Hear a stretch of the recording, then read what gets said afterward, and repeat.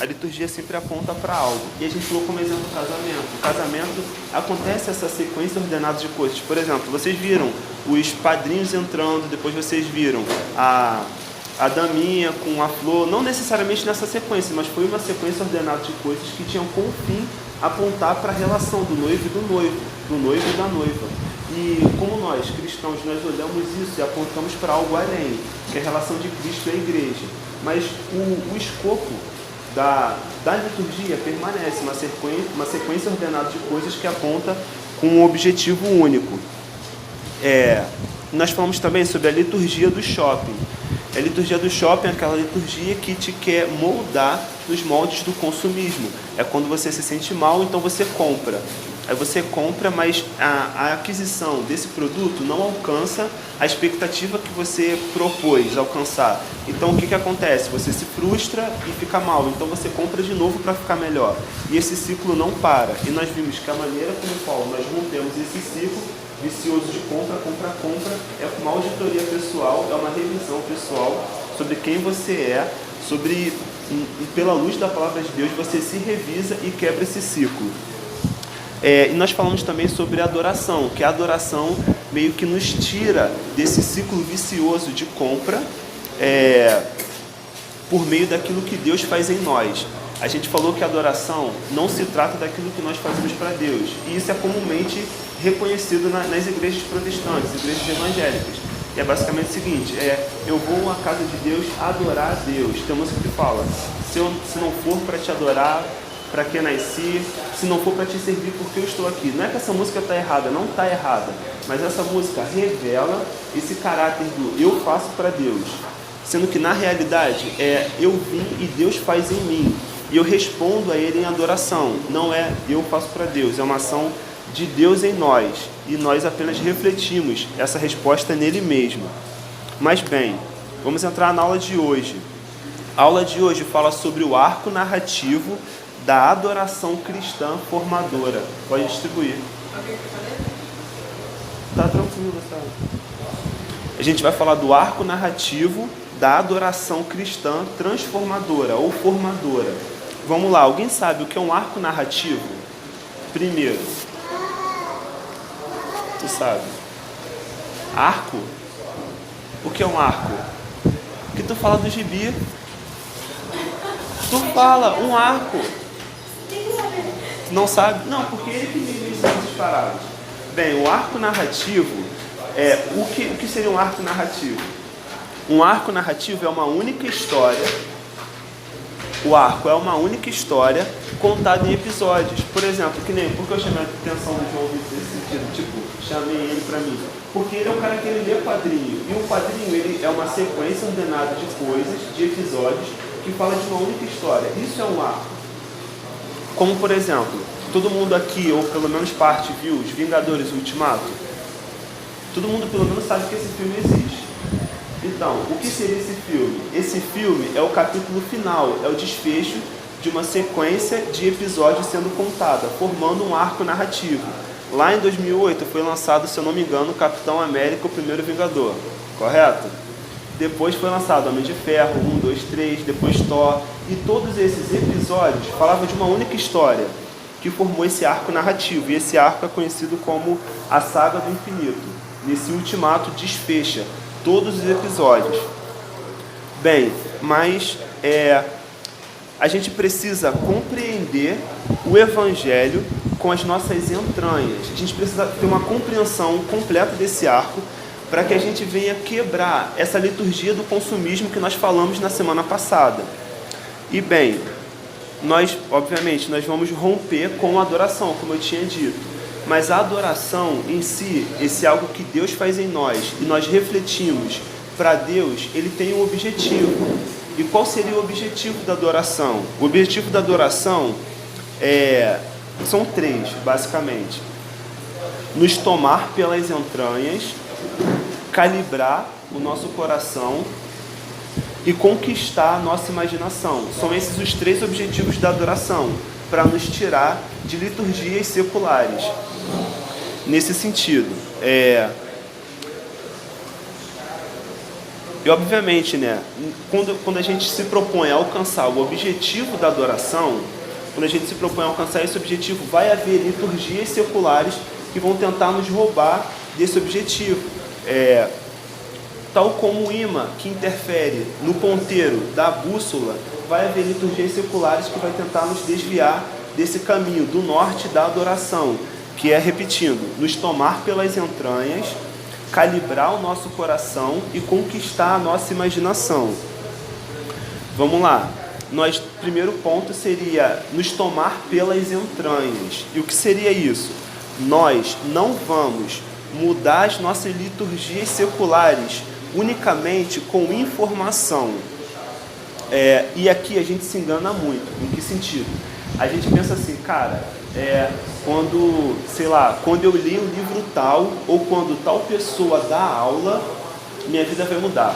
Ou sei lá, quando o Paul Washer for meu pastor, minha vida vai bombar. A gente cisma de que as informações que a gente tem, vai mudar completamente a nossa vida, sendo que não é assim que funciona. Nós somos bombardeados com diversas informações o tempo todo, mas não é só a informação que vai nos mudar, não é só a informação. É um comprometimento com aquilo que nos é ensinado, é o que nos vai mudar. Nós não vamos, digamos assim, quebrar o imã das liturgias que muda o nosso ponteiro da adoração unicamente com o livro. Não vai. Porque, um exemplo, quem tem o hábito de jogar videogame e aqueles jogos com gráficos sensacionais, eu estava vendo uma chamada do jogo Red Dead Redemption, que é um jogo de tiro, é tipo um faroeste. Cara, o gráfico, parece que o cara tá na sua casa. É sensacional. O Lucas gosta de jogo. Ele tá rindo. Sério, você vê o cara andando de cavalo, você vê a mosca atrás do cavalo. Você vê fuligem saindo do trem. É uma realidade que toma a sua mente, toma a sua imaginação. E não vai ser com o livro preto e branco que vai mudar, vai nos tirar desse mundo e nos colocar nesse. Não vai ser com a informação. Um outro hábito que nós podemos ver, uma outra liturgia que a gente costuma construir, é a liturgia de séries. Por exemplo, as séries estão cada vez mais instigantes. Cada vez mais os desdobramentos da série vai tomando a sua imaginação, de modo que não vai ser uma informação de um livro que vai te tirar do mundo das séries para o mundo dos livros, para o mundo correto, para a liturgia correta. Não serão apenas informações. E você pode falar, cara, que descrença na Bíblia você está tendo, Igor? Você pode falar desse sentido. Descrença na Bíblia, mas não se trata de uma descrença na Bíblia. Se trata de uma crença de que nós somos de fato pecadores. E é só a gente parar para pensar o quanto nós não trocamos a Bíblia por jogos e séries que a gente vai conseguir compreender essa realidade. Quantas vezes nós não preferimos ver televisão ao ler as Escrituras? Isso é a realidade de que apenas a informação não é suficiente para nos tirar do mundo das trevas e nos colocar no mundo de luz. É necessário um comprometimento também. Além desse comprometimento com a realidade das Escrituras, o Senhor nos convida para que, através de uma liturgia corporificada, Ele venha escrever a história no nosso coração. E a gente entra no ponto 2, com a adoração. No caso, não é só o livro, seria a adoração também somada às Escrituras, que vai nos tirar desse mundo de trevas, desse mundo de liturgias estranhas, e então vai ajustar o nosso coração, vai recalibrar o nosso coração para que a gente venha apontar para o norte correto. E, no caso assim, se eu perguntasse quem quer ser guiado por uma cosmovisão cristã, todo mundo certamente falaria eu. Todo mundo quer ser guiado pela sabedoria da Bíblia. E se eu perguntasse como nós faríamos isso? Como é que nós seríamos guiados pela sabedoria da Bíblia? Todo mundo responderia, só lendo a Bíblia. Mas só que só lendo a Bíblia não é o suficiente. É necessário que nós também somatizemos a leitura das Escrituras, a adoração cristã histórica. Bem, Por quê? Porque é necessário nós adorarmos também, não só lermos o livro, para que nós venhamos ser desarraigados desse mundo de trevas, digamos assim. Porque a verdade da palavra de Deus, e todas as verdades, em sentido geral, ela é mais facilmente assimilada do que ensinada. E eu poderia dar um exemplo. Por exemplo, eu tenho, para quem não sabe, eu tenho um irmão em Salvador. E o que acontece? Eu lembro que quando ele era bem pequeno, tipo da idade do Pedro, as pessoas que estavam começando a falar, as pessoas ficavam tentando ensinar ele a falar palavras. E falava, fala vovó, e ele nada de falar. Fala Igor, e nada dele falar. E todo mundo ficava, fala papai, fala mamãe, todo mundo ficava tentando ensinar. E falava pausadamente, sendo que nunca ele aprendia de fato. Mas até que teve um belo dia, ele falava quando ele queria. Mas teve um belo dia que a gente foi fazer uma viagem. E obviamente, trânsito é estressante demais. E o que aconteceu nessa viagem? Meu pai tomou uma fechada de um carro. E obviamente, xingou. E no que ele xingou, não deu 2 segundos depois, meu irmão atrás xingou também. Então, o que nós aprendemos com isso? Que a verdade, a compreensão do ensino, ele é mais facilmente assimilado do que propriamente ensinado. Os livros são importantes, sem dúvida, um comprometimento com a leitura, um comprometimento com a memorização das escrituras é de suma importância, mas é pela assimilação que a gente compreende de maneira mais fácil, é pela assimilação de fatos, pela assimilação de imagens, de contextos que a gente aprende melhor.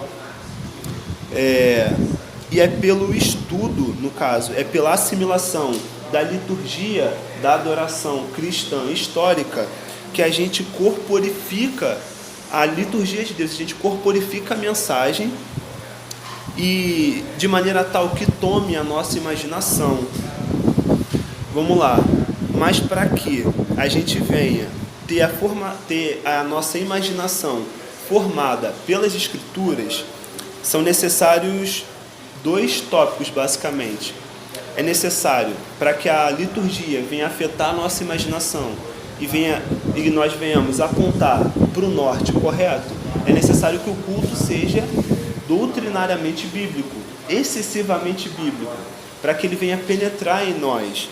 E a segunda verdade a gente tem que entender que a verdade é mais assimilada do que ensinada. A gente tem que entender que é por meio do ritual repetitivo da liturgia, da adoração cristã histórica, que essa mensagem faz parte da gente. E como exemplo disso, tem o livro comum de oração. No caso, isso não é algo novo, isso é algo bem antigo. O livro comum de oração foi um livro criado por Thomas Cranmer, que foi lá na época dos puritanos. E esse livro ele é constituído, dentre outras coisas, de orações escritas, do qual os sacerdotes faziam em seus momentos de missa, seus momentos de culto. Mas por que eles faziam isso? Eles faziam que era justamente por meio da repetição daquelas orações, e era escrita em linguagem inglesa, que era para o povo entender, porque antigamente o culto era feito todo em latim. Então era por meio dessas orações repetitivas, saturadas das escrituras, que as pessoas assimilavam as verdades de Deus.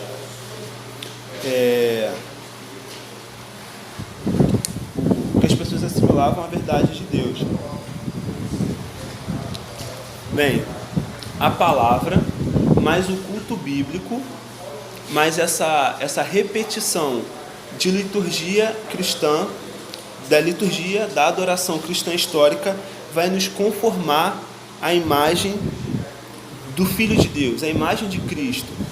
Porque assim, nós, de maneira geral, todo mundo que foi criado em lar evangélico, consegue até mesmo pensar, de certa maneira, o que Deus pensa, mas não consegue desejar o que Deus deseja.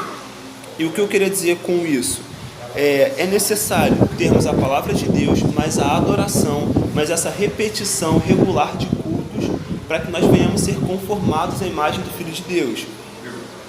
Paulo. Isso me lembrou, como ilustração, o fato que aconteceu com o C.S. Lewis. O C.S. Lewis tinha acabado de se converter, e a gente sabe que antes mesmo de se converter, ele já era um intelectual, alguém que consumia bastante livros, tal, literatura, era formado em literatura medieval pelo Oxford, sei lá, ele era professor e tal. E quando ele se converteu, ele não necessariamente quer uma outra arrogância pessoal, justamente porque ele era um homem muito capaz intelectualmente falando. Então, aconteceu de que por ele assimilaria, ele entenderia que exatamente por Deus teológico ele estaria dentro. Ah, maneiro. E o que aconteceu certamente, ele foi, entendeu? E ele tinha uma arrogância muito pessoal quando se portava no norte, porque ele se achava realmente o mais superior e mais capaz que aquelas pessoas estavam lá.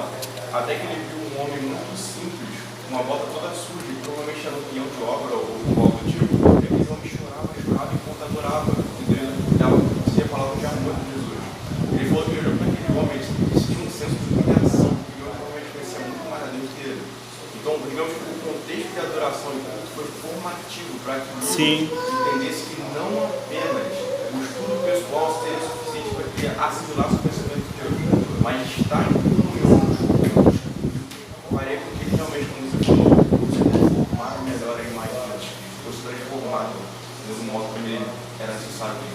Glória a Deus. A igreja também acaba entrando nesse senso, porque entra a questão da imitação, e a imitação é justamente a assimilação. Quando você tem a informação a partir das escrituras, a partir da pregação, mas eu entendo amor quando eu vejo o amor canalizado, corporificado através da vida do outro. Então também entra o aspecto da imitação, do discipulado. Real. E é necessário termos a palavra, o culto extremamente bíblico e essa repetição para nós sermos conformados à imagem do Filho. Ser conformado à imagem do Filho não significa somente desejar, não significa somente pensar o que Deus pensa, mas também desejar o que Deus deseja. Pensar o que Deus pensa, todo mundo aqui que foi criado lá com o texto evangélico consegue, de certa maneira, pensar algumas coisas que Deus pensa. Por exemplo, o ímpio sabe que Deus quer salvar. O ímpio sabe que foi criado em contexto evangélico, que Deus é misericordioso, mas ele não consegue desejar o que Deus deseja. E é necessário termos essa liturgia para que isso venha a ser conformado, como a Denise e a Caroline bem falaram, corporificado no nosso corpo, que a gente venha viver isso. As liturgias, de maneira geral, não querem só tomar a nossa mente, mas elas também querem tomar o nosso coração. Em que sentido as liturgias querem tomar o nosso coração? Assim, por exemplo, quando você pega, no exemplo que a gente deu semana passada, da liturgia do shopping, quando você pega aquele produto da Polishop, que é, sei lá, Philips, Valita, Blender, Vaco, Ninja, aquele cheio de nome, daquela cheio de coisas, daqueles liquidificadores cheios de negócio. Quando você pega um comercial daquilo, eles não querem só tomar a sua mente com informação, com argumento. Eles querem também tomar o seu coração. Então o que eles fazem? Em todo o contexto daquele liquidificador, o cara tá rindo, o cara é super bonito, o cara tem um shape maneiro, a mulher também. O que eles querem com isso é demonstrar não só a sua mente com argumentos, mas eles querem demonstrar, tipo, você não é esse cara, você precisa ser esse cara, então você se sente mal, você passa a ser tomado pelos sentimentos, e eles querem justamente te prender nos sentimentos, porque fica mais fácil, digamos assim, fica mais fácil te tomar para si e fazer com que você se amolde àquela liturgia. E tem um exemplo do Mark Taiwan. Ele diz o seguinte, que quem carrega um gato pelo rabo aprende algo que de nenhuma outra maneira ele podia aprender. Eu vou repetir. Mark Taiwan é um exemplo simples. Ele diz: quem carrega um gato pelo rabo aprende algo que de nenhuma outra maneira poderia aprender. Tem informações que nós passamos que ela só vai ser de fato assimilada quando você passa a viver essa experiência. E o Evangelho é dessa forma. Como a Dona Esmin disse, não é só aquelas coisas que você tem na sua mente que vai te fazer um cristão, que vai te fazer de fato desejar o que Deus deseja, mas é quando você passa a experimentar aquilo no seu corpo, que você passa a querer o que Deus quer, você passa a desejar o que Deus deseja. É quando isso toma a sua imaginação, você passa a agir nesse sentido. Então, sim, claro. Essa experimentação do que o irmão ou a irmã está aprendendo com a informação, ela é essencial para que ele possa ensinar? Eu acredito que, sim, assim, não é essencial para ensinar, por exemplo. Mas quem explica melhor a soberania de Deus é quem de fato sabe o que é a coisa. A gente tem teólogos ateus. Ateus no sentido de que não creem agnósticos e tudo mais. Eles explicam o conteúdo das escrituras, mas nunca vão explicar com a vivacidade do que o nosso pastor, por exemplo, explica. Eu lembro, quando você vive algo de fato na prática, você explica muito melhor. Então, não é necessário fundamentalmente você ter vivido aquela experiência, mas quando você vive, você explica melhor. Por exemplo, eu lembro, todo mundo lembra daquele aula que o André deu sobre discipulado, que ele falou sobre colocar o coração. Ele estava falando algo que ele viveu, e foi algo que não teve um que não se emocionou com aquilo. Só de pensar, o coração já fica, o olho já vem, a voz embarga, porque é algo que ele viveu aquilo. Então, explica-se melhor quando é experienciado a coisa. Por exemplo, todo mundo aqui explica sobre a ira de Deus, mas não necessariamente nós estivemos sobre a ira, mas nós não sofremos no corpo a ira. E a gente consegue explicar. Então, eu acredito que não necessariamente a gente tenha que viver a experiência, mas vivendo é fundamental para a explicação. Por exemplo, um neófito que não viveu muita coisa com Deus, se bem que o neófito também não entende, mas a explicação dele é dificultosa nesse sentido. E também, assim, no caso, a experiência ela ganha uma digamos assim, um que a mais, porque o próprio apóstolo Paulo fala na ordenação de presbíteros, daqueles que ensinam e tudo mais, que seja experimentado nos trabalhos. Então, assim, a experiência ela é fundamental, mas não necessariamente como se não passou por nada, não deva se explicar, entendeu? Pode, sei lá, eu não sei o que é ter um filho, mas se eu estudar as escrituras, eu consigo passar como seria a criação de um filho, mas você deve explicar muito melhor que eu, porque você sabe, você vive isso na prática. Foi respondido? Glória a Deus. Essas liturgias seculares, as liturgias de maneira geral, porque ele está rindo. As liturgias seculares, a liturgia do shopping, a liturgia do jogo, esses hábitos cotidianos, eles têm como propósito nos conformar com aquilo que eles propõem a ser. Em que sentido? Vamos supor, a liturgia do shopping, ela quer te conformar no sentido de você ser consumista. Todo mundo viu, não sei assim quantos viram, Faustão, um quadro chamado De Cara no Muro. Ninguém nunca viu esse quadro, mas é fácil de explicar. Vocês devem conhecer esse quadro. É assim, um cara fica de pé na plataforma e vem um muro na sua frente, ele vem numa determinada forma. Você tem que se... Hã? Mas você está ligado no que é isso? Não está ligado? É assim, o cara fica de pé na plataforma e vem um muro na frente dele de um formato, e o cara tem que se ajustar naquele formato para o muro passar nele e ele não cair na água, que tem um poço de água logo atrás. É exatamente isso que a liturgia quer fazer em nós. Elas vêm num determinado formato, tipo a liturgia do shopping. Ela vem no formato consumista. E o que ela quer é amoldar todo mundo naquele formato, daquela liturgia. Ela quer formar todo mundo com certo padrão, nesse sentido. E nós somos completamente bombardeados por todo tipo de liturgia o tempo todo. Pela liturgia do shopping, pela liturgia do jogo, pela liturgia do ser relevante, pela liturgia do ter dinheiro. Nós somos conformados, bombardeados, na verdade, com essas liturgias. De modo que a adoração que de fato vai fazer com que o muro do Evangelho, nós nos amoldemos exatamente no formato do Filho de Deus. É através da adoração que vai vir a liturgia da adoração cristã, que vai nos conformar na exata forma do Filho de Deus. É através da adoração. Vamos lá. Quem nós nascemos para ser? Nós nascemos para ser, obviamente, seres humanos, portadores da imagem de Deus, e através do portar dessa imagem, nós venhamos refletir a imagem de Deus.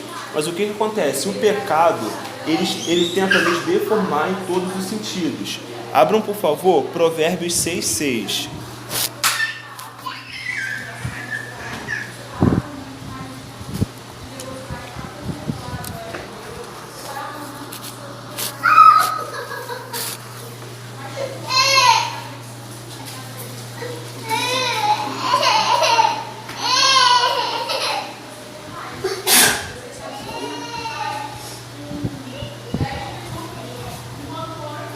Andrei, quem pode ler?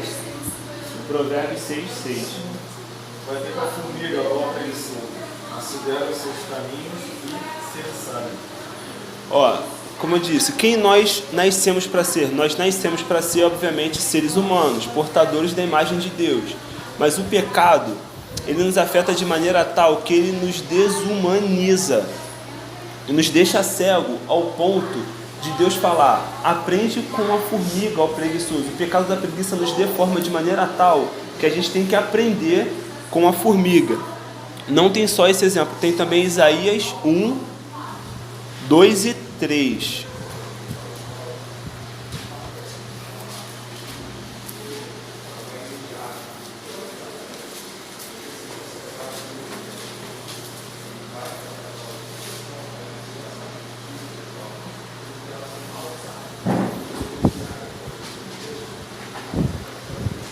Quem pode ler, por favor?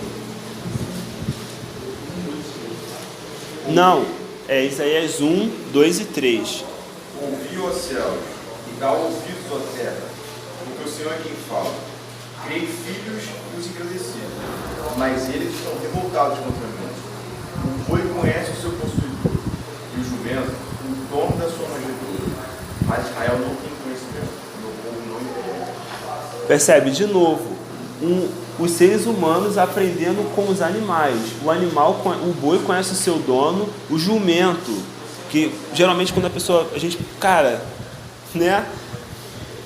Tipo assim, o povo de Israel estava tão complicado ao ponto deles aprenderem com o jumento. O jumento conhece o caminho da manjedoura, mas Israel está no estado pior do que o estado do jumento. Isso é por conta de que o pecado estava o desumanizando. O pecado estava cegando o povo completamente.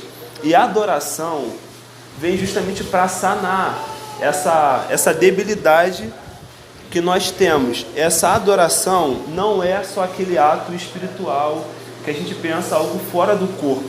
A adoração cristã histórica é justamente algo no corpo. É algo que acontece com nós, na gente, de maneira geral. É por isso da exortação de Romanos 13, 14. Alguém pode abrir, por favor? Romanos 13, 14. Mas revesti-vos do Senhor Jesus Cristo, e nada disponhais da carne que tocante às suas concupiscências. Exato. Nós nascemos, a gente disse que nós nascemos para sermos seres humanos, isso é óbvio. Mas esse ser humano se dá se revestindo de Cristo, se revestindo do verdadeiro homem, se revestindo do verdadeiro homem sem pecado. Isso nós fazemos por meio da oração. Por meio da oração, por meio da adoração de maneira geral.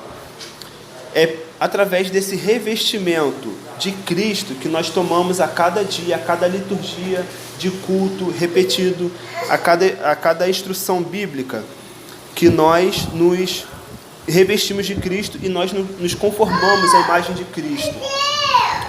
O objetivo da adoração é o mesmo objetivo da própria criação. O objetivo da criação é o seguinte: nós, sendo portadores da imagem de Deus, no caso, Gênesis 1, 27 até o 30, nós sendo portadores da imagem de Deus, nós vamos refletir essa imagem de Deus. Esse é o propósito da criação, e multiplicar, se espalhar pelo mundo, refletindo a imagem de Deus. O propósito da adoração é o mesmo. Nós tendo sido refeitos à imagem de Deus em Cristo, nós sendo os portadores da imagem de Deus, espalhar pelo mundo, pregando o Evangelho e formando outras pessoas à imagem de Deus, tal como Adão e Eva antes do pecado, tal com Cristo agora. O objetivo da adoração é o mesmo objetivo do que o da própria criação. Isso me faz lembrar a história do patinho feio. Alguém sabe a história do patinho feio? Alguém poderia contar a história do patinho feio? Aquilo que tu lembra. Hã? Não, contar realmente a história do patinho feio. Cara, acho que era um patinho. Desculpa. Não, fica à vontade. Era bonito. Exato. Mas você me lembra assim, a grosso modo. Não, sim. Pequeno. Era um patinho que era muito feio, evidente. Ele era meio rejeitado assim nos contextos dele e tal.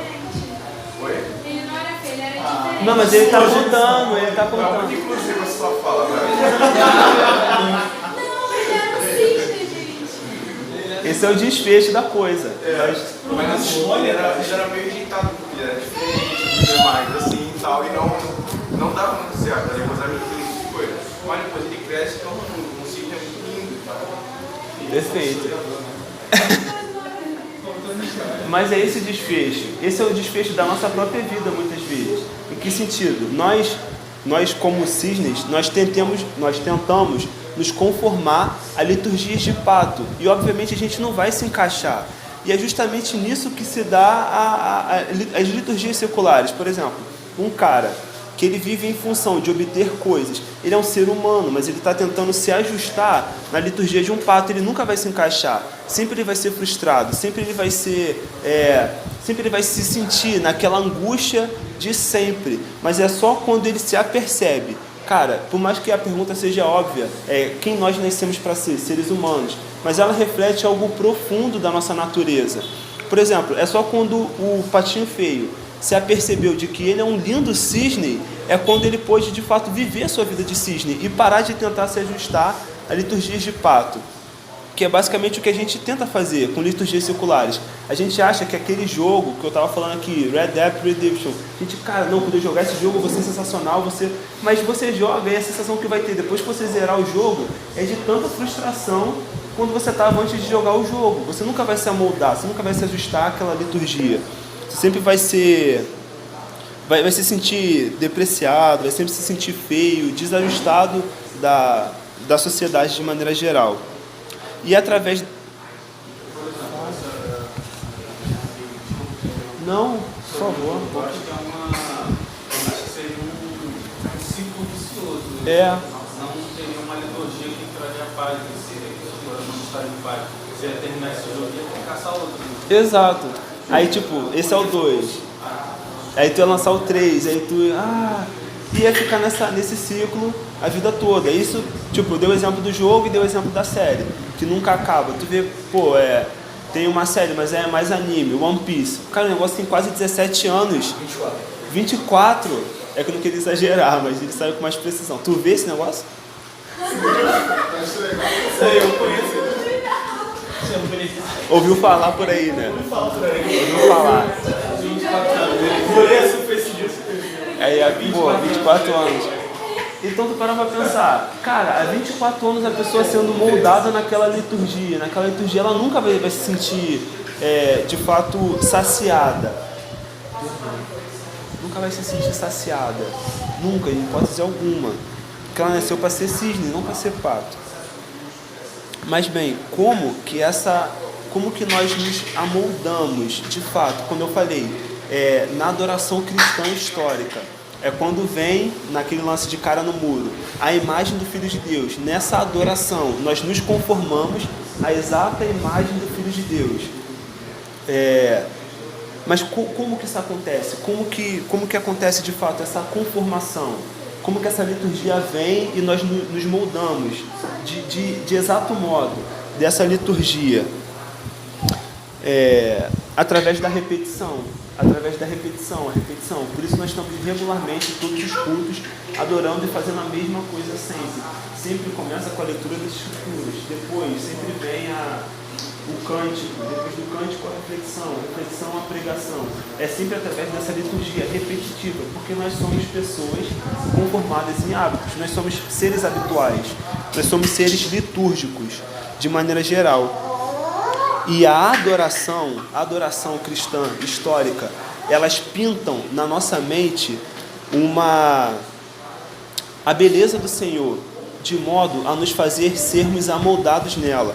Tem um cara que eu não sei falar francês, então quem souber falar me corrija, mas dentro do que eu estou lendo aqui, o nome dele é Antoine de Saint-Exupéry. Alguém conhece esse cara? É assim que se pronuncia? Antoine de Saint-Exupéry. Ele fala o seguinte: se você quer ter um navio, você não tem que pegar madeiras e chamar trabalhadores para construir um navio.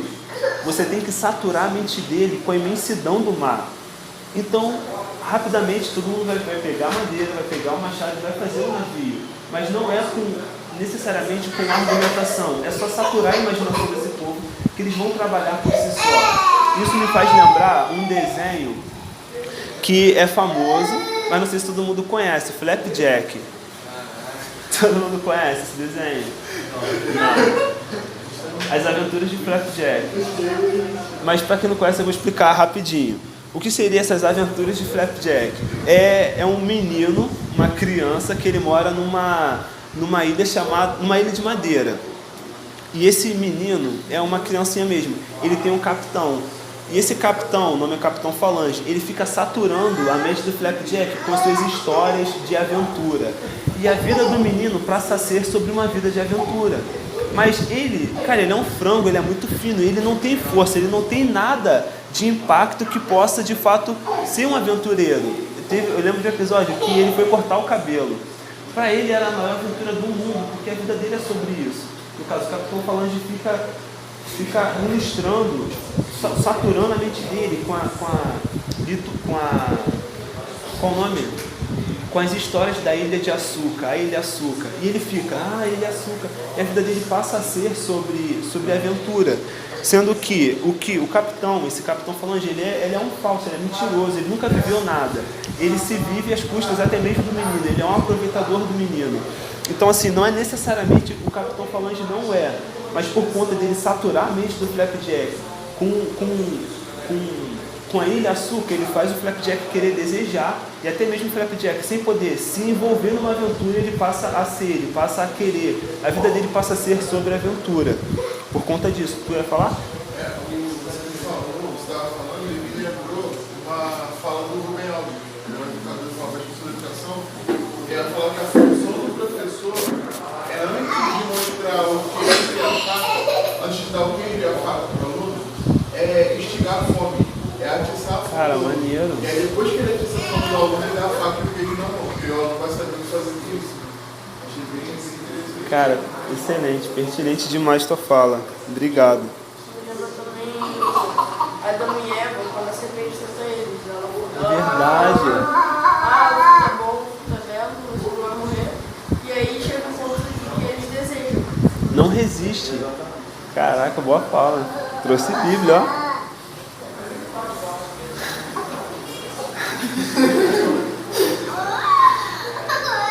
Isso se dá porque nós somos mais facilmente convencidos, comovidos do que necessariamente convencidos. Que nem como eu falei, os comerciais. Cara, por exemplo, eu não estou fazendo aqui, tipo assim, algo contra a cerveja de maneira geral, mas nós somos mais facilmente convencidos, nós somos mais facilmente comovidos do que convencidos. Eu queria usar como exemplo as propagandas de cerveja.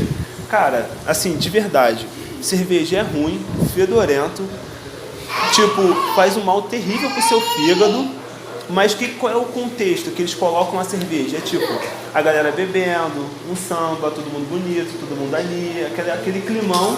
Então, as pessoas são mais facilmente comovidas. Elas olham para aquela realidade e falam assim, cara, eu quero ser feliz, eu quero estar rindo, sambando também. Então, as pessoas são mais facilmente comovidas. Então, o que acontece? Quando a pessoa vai atrás da cerveja, ela não, ainda é amargo aquilo. Ela não vai querendo beber a cerveja, ela vai querendo sentir a sensação do cara do comercial. Isso se dá justamente porque a gente é mais fácil comovido do que necessariamente convencido. E a nossa visão bíblica de Shalom tem que fazer exatamente isso conosco. A gente tem que ser saturado de uma visão bíblica de que um mundo sem pecado, um mundo onde não há violência, um mundo com Deus, um mundo com Cristo, um mundo com os irmãos, um mundo onde não vai haver rivalidade, não vai haver mais orgulho. Isso tem que saturar a nossa mente ao ponto da gente não querer nada além disso. E é dessa maneira que se dá o nosso evangelismo. É justamente saturando a mente eu lembro, no caso, nessa quarta-feira, eu, a Doniz, a Carolinha, a gente foi ver o Timothy Keller. E algo que me chamou muita atenção na fala do Timothy Keller é que, de maneira geral, os ímpios, quando vê a nossa desunião, quando vê aquilo que sai dos nossos lábios, não faz com que, no mínimo traço que seja, eles querer ser parecidos com a gente. Porque na nossa fala, de fato, não há uma visão bíblica de Shalom que sature a mente deles. Até mesmo um ímpio, se você saturar a mente dele com uma visão bíblica de Shalom, beleza, ele não vai querer Deus, porque quem faz isso é o Espírito Santo. Mas isso vai fazer com que minimamente ele passe a imaginar e passe a criar até mesmo por que não? Uma curiosidade. O Espírito Santo pode operar dessa maneira, mas não é isso que tem acontecido conosco. Não é essa visão bíblica de Shalom, de um mundo com Deus, de um mundo sem pecado. Isso não tem saturado a nossa mente. Por isso que nós temos tão facilmente nos envolvido com liturgias seculares, com uma liturgia de série, com uma liturgia de compras, com uma liturgia de jogos e, de maneira geral, desse tipo de coisa. Falou sobre a questão da cerveja, eu achei interessante, porque tu expôs um comercial que era atrativo para as pessoas, mesmo ela sendo algo que é beneficiar a saúde. E ruim. Você vê propaganda de cigarro na televisão? Não. A única propaganda que eu vejo de cigarro é atrás da cartela, onde você vê que é cancerígeno, faz você tá no leito, tá sem o órgão, sei lá, tá bom pra caramba. E as pessoas consomem, sabendo o mal, tá exposto ali. Aí a gente faz um contexto, uma analogia com o próprio pecado que a gente escreveu nas escrituras. A gente sabe qual é o fim do pecador. E continuamos pecando. Cara, eu lembro de uma propaganda de cigarro bem antiga, que era um cowboy e tal, do Marlboro, agora é proibido. Mas o que tu falou, a única propaganda de cigarro é aquela parte de trás. Eu vejo na televisão, não vejo. E você vê, uma coisa que vai te levar para a morte, assim como o pecado que a gente pediu.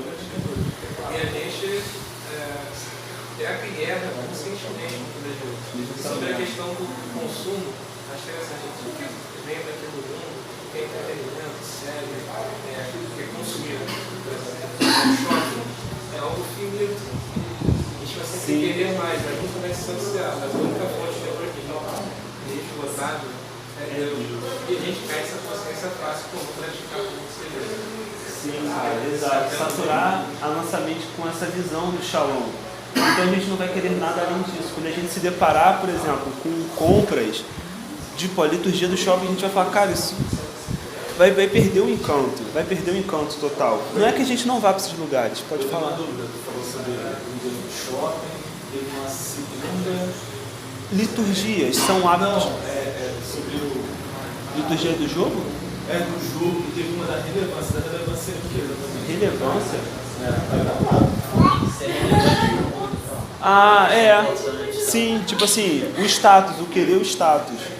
O querer Por exemplo, tu tá numa empresa, aí tu acha que quando você for o diretor, tipo, minha vida acabou, minha vida vai ser a melhor de todas. Aí tu é o diretor, aí tu sabe que você responde a um gerente. Entendeu?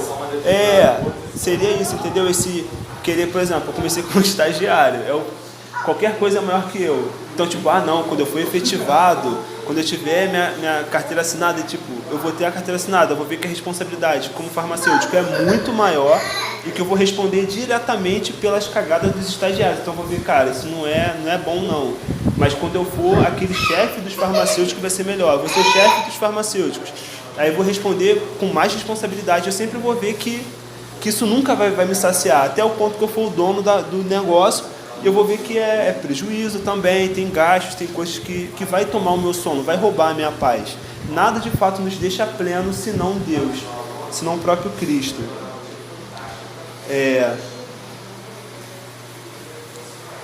Vamos lá. Como essa adoração cristã histórica, agora falando propriamente do arco narrativo da adoração cristã histórica formadora, ela se dá em 4 etapas.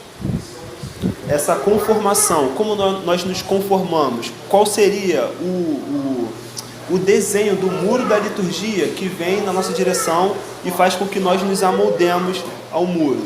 Seria reunir, ouvir, comungar e enviar. Essa é a liturgia, exatamente essa, reunião, ouvir, comungar e enviar.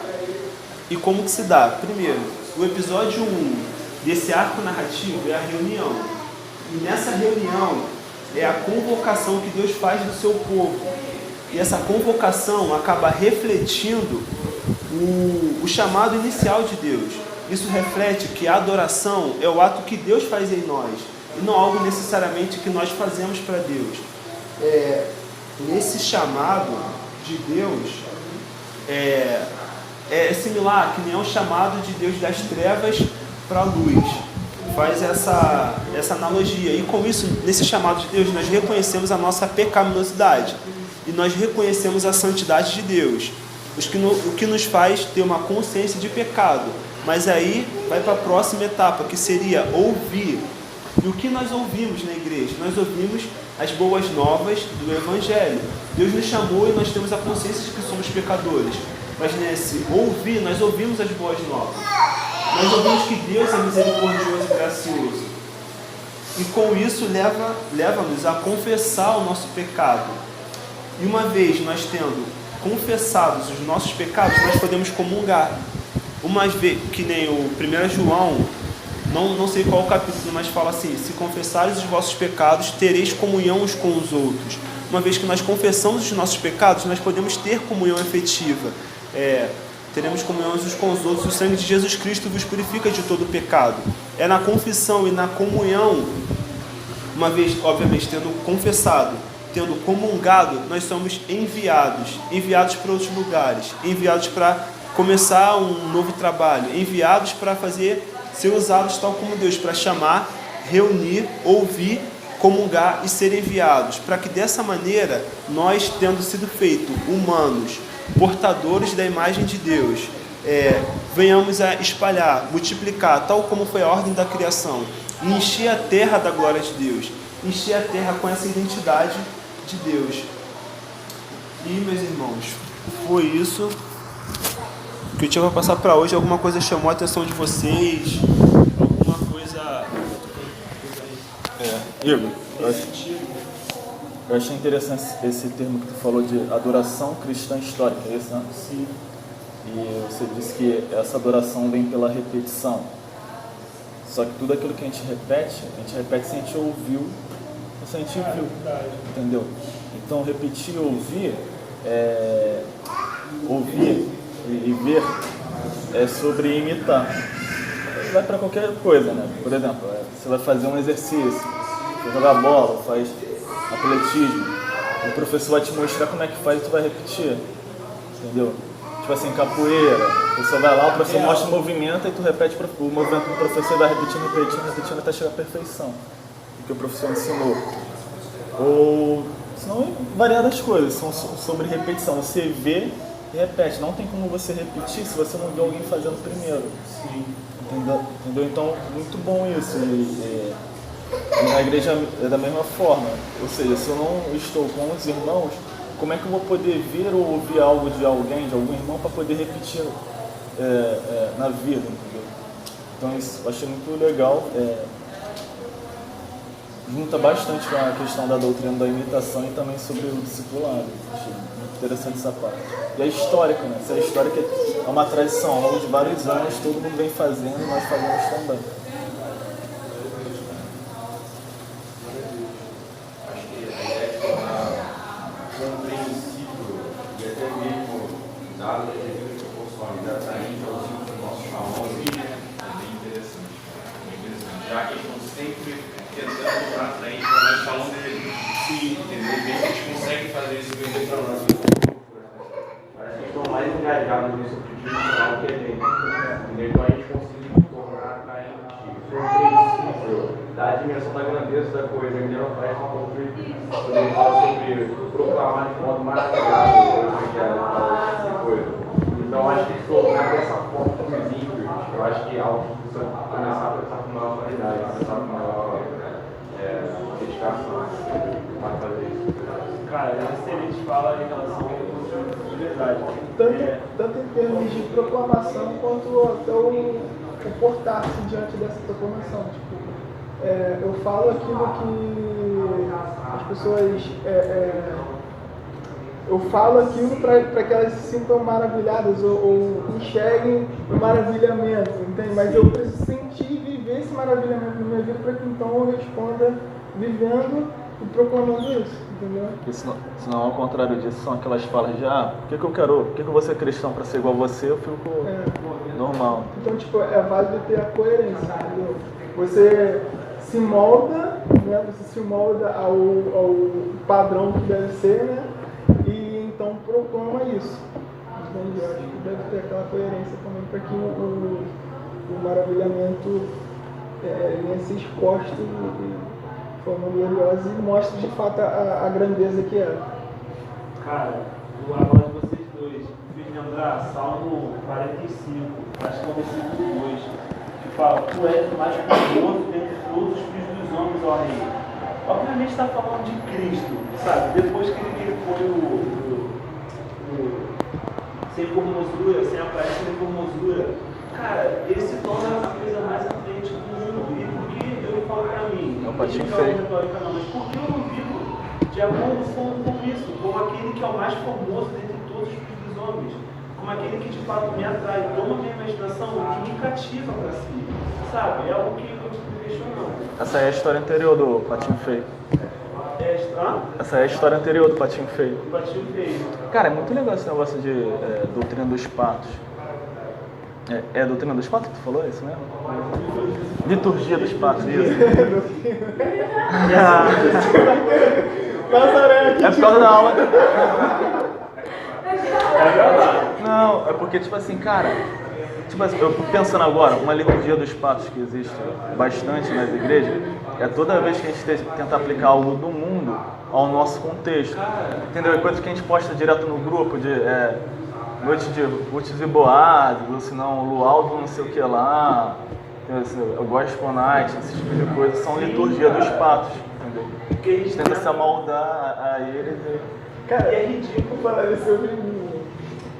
Mas fotos, tava assim, piscininha, amor oculto, tipo, tava algo desse gênero, assim, e tinha um monte.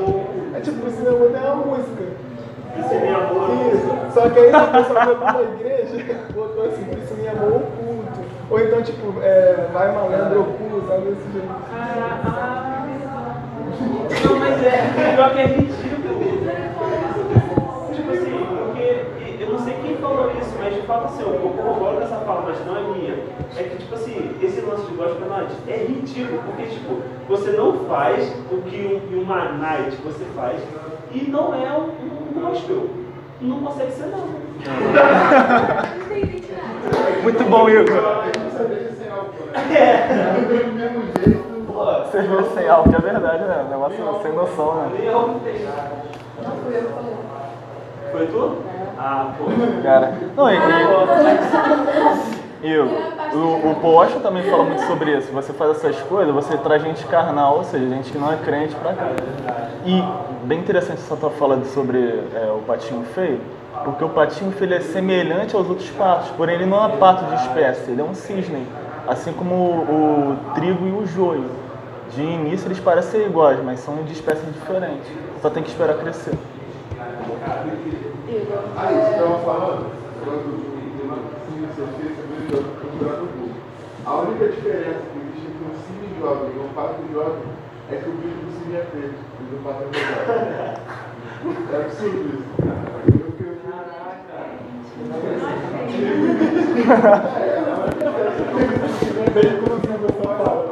Bem inclusivo essa fala.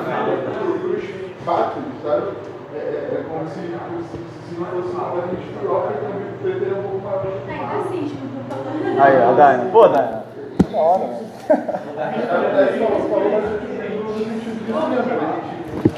Copiar o mundo, tentar ir atrás dos caras, mas na real, assim, a nossa identidade é diferente. Por mais que agora a nossa semelhança seja muito grande, nós não somos diferentes assim. Nós nos tornaremos, nós queremos nos tornar, nós somos feitos. Um dia vai ser manifestado se você completamente diferente. E, assim, viajando, né, na imaginação, falou de minha imaginação, a gente vai viajando. Não tem um negócio que aquela dancinha que tem lá, aquele espetáculo, não sei o que lá do cisne, dança dos cisnes. Isso, que o cisne vai dançando, mas na verdade ele está morrendo, alguma coisa assim. Mas aquilo ali é um espetáculo, entendeu? Ele vai se despojando dele mesmo, aí no final ele morre, entendeu? Os patos não fazem isso, os patos simplesmente vivem. E o cisne ele morre, ou seja, assim como o Cristo, ele faz um espetáculo da sua morte, que é mais ou menos isso, né? Ele faz um espetáculo da sua própria morte. Aí com o ensino que a gente recebeu de vocês do mês passado, né, sobre ensinando o drama da doutrina, seria semelhante a isso. O cisne, ele é parecido com o pato, mas não é pato, cresce, visivelmente que ele é diferente dos demais, mas no final ele não vive para si mesmo, ele vive uma vida de espetáculo para a morte, do que ele vai morrer no final. Mãe, qual é o salmo de... Salmo isso. Salmo da noite. É porque eu estava conversando outro dia sobre esse salmo e como que o salmista coloca de que o Senhor tem nele plenitude de alegria e vai fazer com que essa alegria seja eterna. E não tem nada mais preenchido do que algo pleno e também não tem nada mais duradouro do que algo eterno. Então, no Senhor nós temos a satisfação, a alegria e podemos descansar de que essa alegria ela é totalmente preenchida, ou seja, de forma que não vai nos faltar nada, e também ela vai ser eterna, não vai ter uma hora que ele vai cessar de nos dar prazer, de nos ser prazeroso para nós. E pensando no que você trouxe sobre a questão de, procurar em liturgias como shopping, séries e jogos, algo assim é tão frustrante, como também é frustrante quando a gente coloca sobre outras pessoas o cargo e o peso, o cargo e o peso dela ser aquela fonte de alegria. Então, vocês falaram de One Piece, né, amigo? Naruto foi uma série que durou um tempão e justamente por essa pressão de tipo, tem que ter mais, você não vai parar, você tem que continuar alimentando a gente, porque a gente não tem como separar desse negócio, a gente vive disso. E o cara querendo parar de fazer, e os caras, não, você tem que fazer, e os fãs, tipo, não, pelo amor de Deus. Cada negocinho se chama arco mesmo, entendeu? Arco de Sabaô, arco. O nome de cada ilha é um nome. Aí é arco o nome da ilha. É um arco. Como é que você falou? A saga do infinito é um arco. É um arco. Narrativo. Isso, um arco narrativo. O nome é arco, aí vem o nome da ilha onde vai ser apresentada a história em um capítulo. Então, assim, essa abordagem da gente olhar e, essas liturgias não vão satisfazer plenamente e também não buscar nas pessoas que estão, nos próprios irmãos dentro da igreja também, ter esse cuidado, esse zelo por não tratá-los nem colocar sobre eles tal expectativa que somente o Senhor vai suprir. E isso é bem pesado, numa amizade, num tratamento mesmo com o outro. Isso é muito pesado quando você coloca essa expectativa e o outro tá tipo, eu sou humano, não consigo ser cristão. Isso, faltou cantar. Quer dizer que tu vira, deixa eu passar vergonha sozinho, né? O quê? Não fiz isso, não fiz isso. Não? Foi isso. Não, eu falei.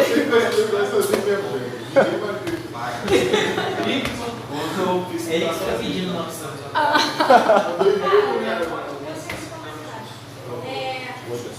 Eu acredito que o mundo está cansado de liturgias propagandas. Seria isso.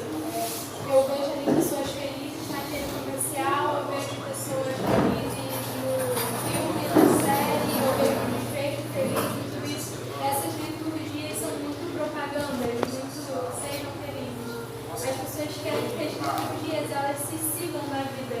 Então a gente tem aqui a liturgia do culto à noite e a gente vê a exposição do Evangelho. Nossa, como o Evangelho é belo, como realmente o amor é algo belo, como isso é bonito. Mas quando a gente sai, as pessoas esperam que as nossas liturgias sejam as nossas vidas.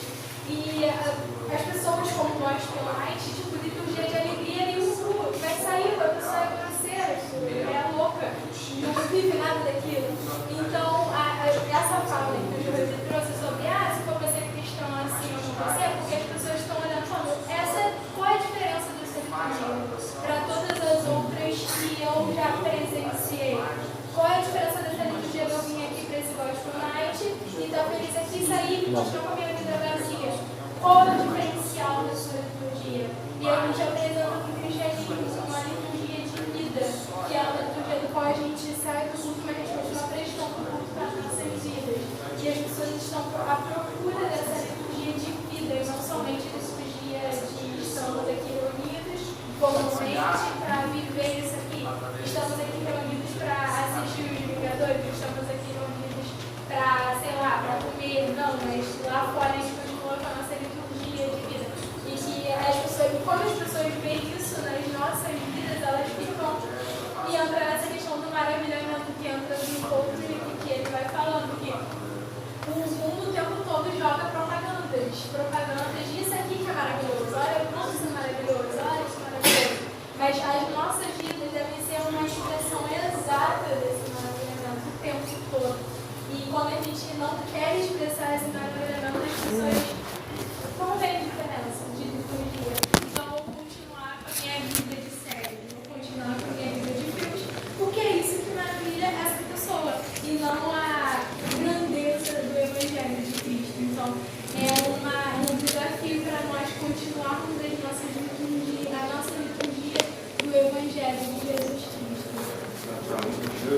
Porque quando termina algum tipo de franquia de algum filme que já está há algum tempo passando e a gente é fã daquele filme e tal, eu gosto muito dele, enfim, nos impactou de alguma forma, ou algo tipo, ou até assistir alguma série ou coisa tipo. Quando tem desfecho da coisa, a gente desfecha junto. Entendeu? Um vácuo assim, um vácuo, um desencanto, entendeu? Porque aquela parada ali acabou. Então a gente vai num show, poxa, queria que tivesse mais, entendeu? Então era um teatro ou algo tipo, acabou, eu queria que a coisa fosse mais além, entendeu? Eu tomasse mais. Porque de fato parece que existe realmente uma necessidade que isso impacte a vida diária que você com a gente. Não fica ali, não morre ali. Entendeu? Não tem um desfecho ali. Aqui tem um desfecho que fala da própria vida, então a gente vencer nosso rotina e tal. Então não me sentido. E mesmo que disfarçado de arrogância, a pergunta daquele cara, daquela mulher, que faz tipo, qual é a diferença do seu Deus para todos os outros deuses? Ele não vai citar liturgia, mas ele vai querer saber, e aí? Teu Deus é a mesma coisa, eu tô vendo que você vive parecido e não acho que é tão diferente assim, então respeita, tem vários deuses e tal. E é uma arrogância que o pecado traz, né? A pessoa querer se justificar ali. Fazendo rápido.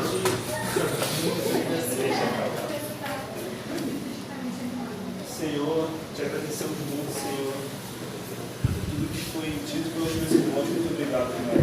Pai, em nome de Jesus, amolde a nossa liturgia para que sejamos conforme a imagem do seu Filho Jesus. Nos ajude, Senhor, porque é difícil. Não deixe com que liturgias seculares, Senhor, nos afete nessa relação. E te agradecemos em nome de Cristo Jesus. Te adoramos, Senhor. Amém.